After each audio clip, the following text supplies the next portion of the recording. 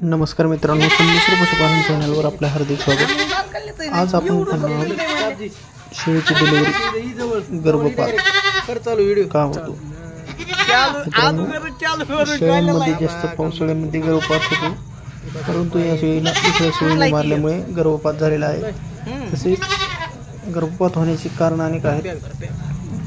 बाहेर शेळ्या फिरायला चरायला गेल्यानंतर जे पावसाचं साचलेलं पाणी पितात, त्यामुळे जास्त ॲबॉर्शन होण्याचे चान्सेस आहेत आणि शेळ्यांनी मारले तरच गर्भपात होतो। आपण या व्हिडिओमध्ये पाहत आहोत तो 1 ते 1.5 महिन्याचा गर्भपात शेळीचा झालेला आहे आणि नॉर्मल पद्धतीने डिलिव्हरी करण्यात आली।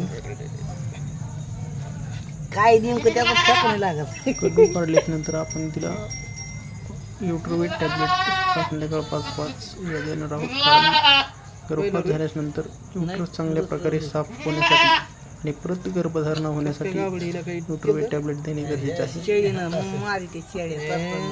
नंतर तिला इंजेक्शन आपण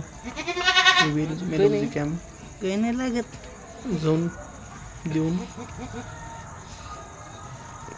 मित्रांनो, आपण आपल्या शेळ्यांची जनावरांची काळजी घेणं गरजेचं आहे।